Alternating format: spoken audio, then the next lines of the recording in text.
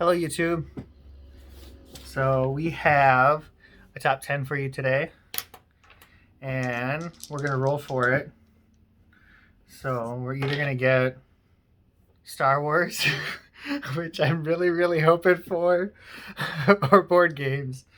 So I'm rolling a 20-sided die, and we're going odds and evens. Odds Star Wars, evens board games. 14. Ugh. Okay, well, let's do board game. Let's do board games then, guys. All right, board games. These actually are not my picks. I googled these and banged them. So these are the ones that came up off of top tens for board games, and I only like a couple of them. So now I might do my own. So here we go. All right. Chess is number 9. Chess is a very fun board game. Bobby Fischer is a nobody, and I would have destroyed him if I was alive when I was able to play him. So, Jordan, I played you, was it like last month? I beat you in 3 moves. It's the Fool's Maid. Study the Fool's Maid. It's an easy move to kill somebody in 3 moves on chess. 10. Connect 4.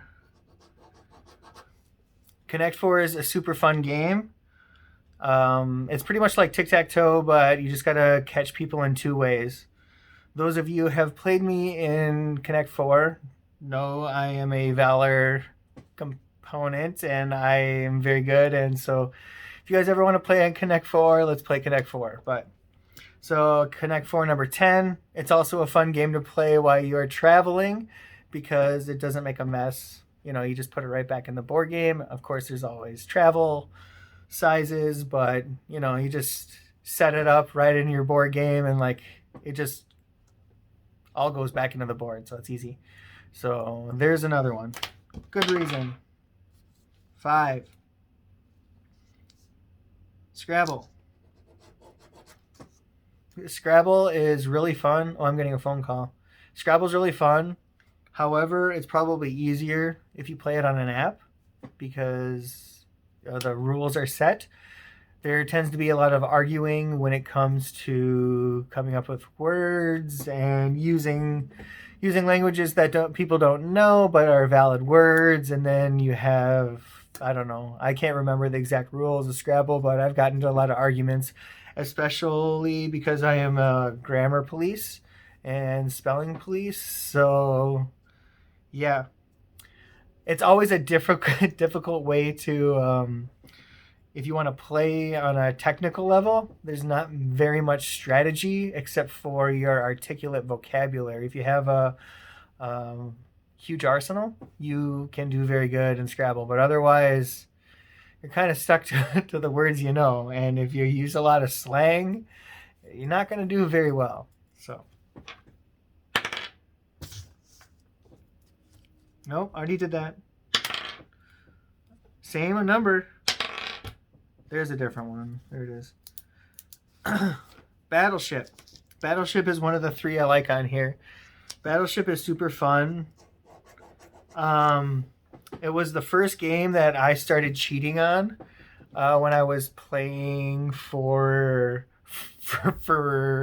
I don't know, bragging rights or whatever. But as long as you don't move your ships and you're a very noble person, I'm going to admit that I used to cheat on Battleship, but only to prolong the game because I was having a good time. It wasn't necessarily to win. It was just to keep the game going. So yeah, Battleship is super fun. I don't like the electronic version.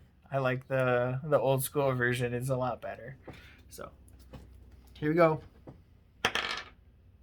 2. Clue. 2 is Clue. So Clue is a very fun game. If you know the strategy to play it, it's kind of boring because it's inside of a box. So if you know the questions to ask and where to go, it's not very random. I don't even know why it should be on my list. It's only because it's on the Google and Bing list. It's not because I picked it. But if you want to see a good movie, watch Clue, because Clue is a good movie and it's a cult classic. And not saying you're going to get a lot of replay value in it. And I mean, Clue's fun for the entertainment, especially if you have good company. It's not really fun to play if there's only like 1, 2, or 3 people. It's one of those things you have to have a number of people to play, and it makes it a little bit more interesting if you have Elixir or some sort of funness to go in with it, because otherwise, if you have a smart people, I mean, or a good poker read, you'll be able to understand how to win that game very fast, and you don't even need to have very many clues in order to win it. Life number 1, the game of life. Wow, so much to say about the game of life. How do you guys play it? Do you play it? Is it a love game? Is it a sex game? Is it a board game? Because life is, if you sit there and play college, you're not going to win. Sometimes you just got to dive right in and go get those kids. And you just play right through it. One of my favorite episodes, actually, I'm not even going to get into that episode because I know what I was talking about. And we'll go on to the next one. 3, Candyland. Don't like Candyland, but it's on here as number 3. It always weirded me out. I don't know. It's not very fun, but I don't know. Kids get a kick out of it. I think that it's a lot of boring card draw game. I don't know. It's kind of like Guess Who. Like it's maybe fun once. It's not fun like over and over again because you get really smart about asking things, and you either get lucky or you don't get lucky. So we got 3 left. 2 of them I liked, 1 of them I don't. I already did that one. Monopoly, number 4. Monopoly is how you want to breed hate and discontent in the world. Don't play Monopoly if you want to break up relationships, friendships, if you have great arguments. If you play actually by the rules, the game will not end until everybody is broke. And that is how life works, which is kind of funny how the rules don't work in sync like that. But with Monopoly, the bank always ends up winning. And it's very interesting because if you read the rules of Monopoly, you will win the rules of life, actual life. And if you ever sync up the colors of the bills, they are fake and they sync up with the same colors of American dollars, like the blues, the pinks, the greens, all of them. So yeah, we got 2 more, and these 2 are actually my favorite. I'm glad that they're last. Well, I'm just gonna, I'm gonna do odds and evens. This one is odd, this one's even, so. All right, odd first. Risk. Risk is one of my all-time favorite games. Doesn't matter if you play Castle Risk or regular Risk. If you play Risk on your app, on your phone, it is super fun. It is so, for some reason, it's exhilarating to take over the world. There's ways to go about it. One of the best strategies is to get Australia first because it's only got 1 offensive and 1 defensive, and then you can build your armies by 2 every single turn. Gain your cards, get one country every turn, and just get stronger and stronger and stronger, and then either move into Asia or Africa. And yeah, very simple. But if you don't want to use that strategy, there's an infinite amount of strategies for Risk, and it's really fun because like D&D and all sorts of other those dice rolling games, it's kind of, if you're having good dice days or bad dice days. So it's really not always strategy, but there's a lot of strategy that can make you a good Risk player. So same thing with Strategio, and what was that other one with, it's like Warhammer. Warhammer was another one, but it's a bigger battlefield, of course, but again, there's a whole other thing I could do Warhammer on.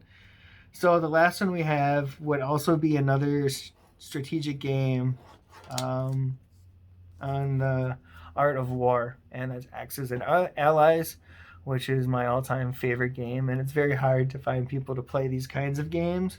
So if you're into Risk or Axis and Allies and have, I don't know, a suitable amount of time to take in a day, because it takes so much time just to set up and then play, get the turns going, and then having a good time. And yeah, so there it is. Those are the top 10 from the internet, not me. I'm going to jot this down to do my own board games. That I will not include Axis and Allies and Risk, because and chess, even though they're my favorite games, can't do it. But yes, you guys, there's another top 10 for you guys, and I'm going to keep trucking along on these top 10s for my 10th week here on YouTube that I'm very happy and proud of. And I have nothing but gratuity for you guys, and you know the views and the subscribers and everything. So if there's something that you want to hear, yes, I'm getting to the souls, and yes, I'm getting to the extraterrestrials, but I want to knock these top 10s out. So we're still going on the subscriber train right here and giving you guys what you want. So that's what I want to do. I have enough time in a day to do at least, like 10 to 20 minutes that I can dedicate towards you guys. But outside of that, I do a lot of research on these. This one I did not, because I just looked them up. But however, it's still top 10. And I want you guys to have a wonderful September. And we're coming up on my favorite time of year, when it gets to be autumn and things start to change and you get that crisp air, and there's bonfires and there's cold breezes going through the house, and you can light candles and incense and all that good stuff, and hot Kentucky ciders and goulashes, and getting together with friends and family. And that's what it's all about. I love these times coming up. These are my favorite months. So I want you guys to have a really good week. I will see you on maybe if you're going to be on Warzone tonight, or maybe if maybe I'll jump back on and do another video. I don't know. Sometimes I get a rush of doing videos, and I have some that I should just upload, but I have learned just to make them and then upload them, rather than just make them and then hold them and then upload them. So you guys have a wonderful week, and I will get ranting on, and I'll go pick on my wife now. I love you guys. Bye-bye.